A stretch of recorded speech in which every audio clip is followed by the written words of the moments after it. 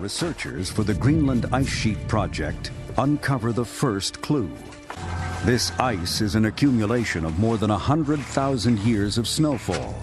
As snowflakes form, they capture chemicals in the atmosphere.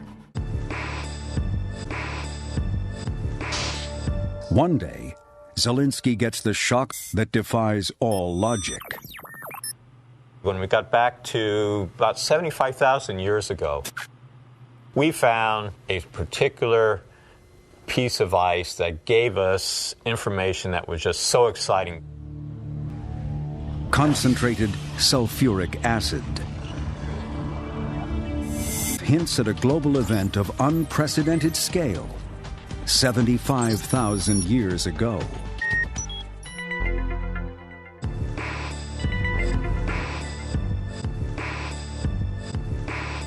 Geologist Mike Rampino studies the history of our planet's climate. But instead of deciphering ice cores, Rampino investigates ocean cores, layers of sediment drilled from the sea bottom. In ocean cores that we use like this one, you can often see the changes in temperature and climate by changes in color in the core.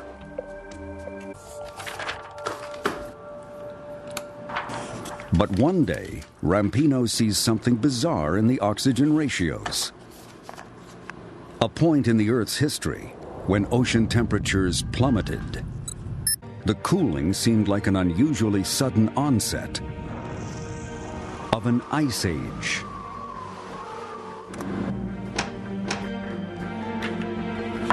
Rampino calculated the date of this steep drop in the world's ocean temperatures. It was 75,000 years ago.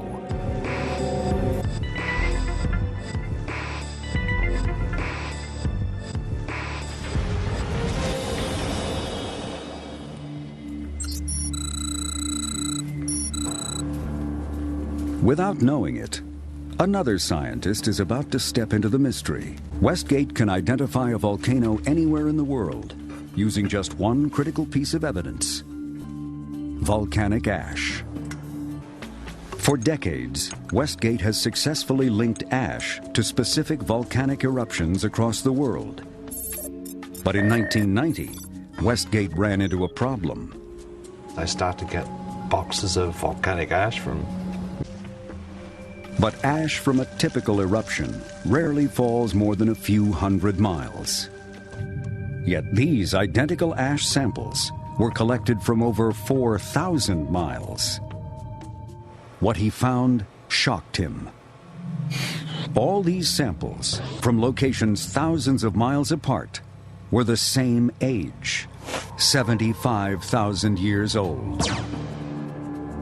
These three scientists are closing in on an unimaginable volcanic event. An eruption that could only be produced by a volcano larger than any known in history. Westgate puts out the call to his colleagues to send in samples from all the volcanoes they're working on.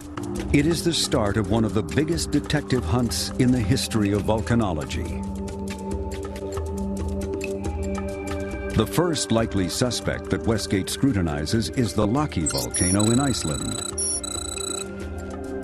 close to where Zelinsky found evidence of sulfuric acid in Greenland's ice cores. Westgate's tests show that the composition of the Laki ash does not match his mystery samples. It was rich in silica, typical in the ash of extremely powerful eruptions. But by the time Westgate concluded the analysis, his hopes were dashed.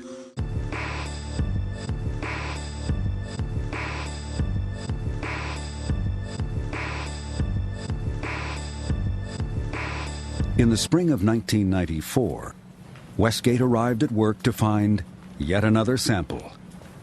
Its source, a tropical jungle in Southeast Asia, on the shores of Lake Toba. Craig Chesner, a geologist from Eastern Illinois University, is investigating how the lake was formed. What we're trying to do out here today with this depth finder is to get a profile of the lake bottom.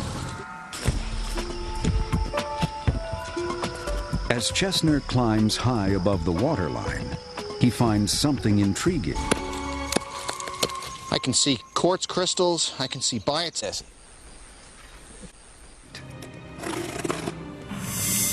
Westgate puts this sample, and things begin to fall into place.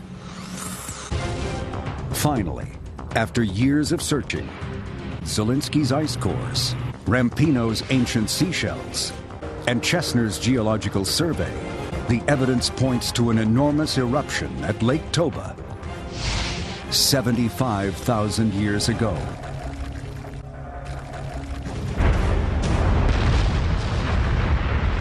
Supervolcanoes are chiefly known for storing massive amounts of magma in vast subterranean chambers.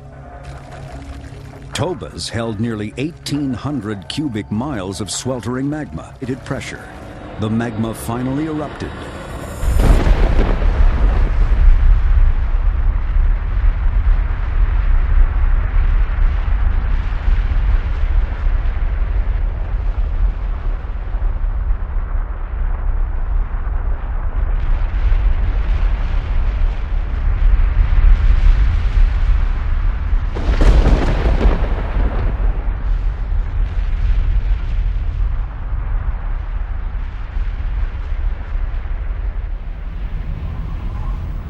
Acid droplets in the stratosphere would have blocked out much of the sunlight, triggering a global 6-year volcanic winter.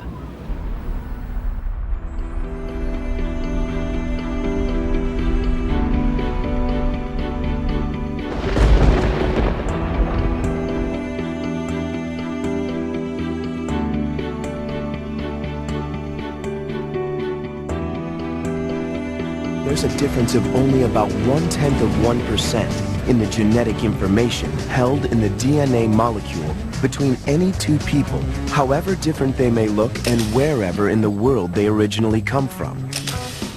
We all have more in common with each other than we might have thought.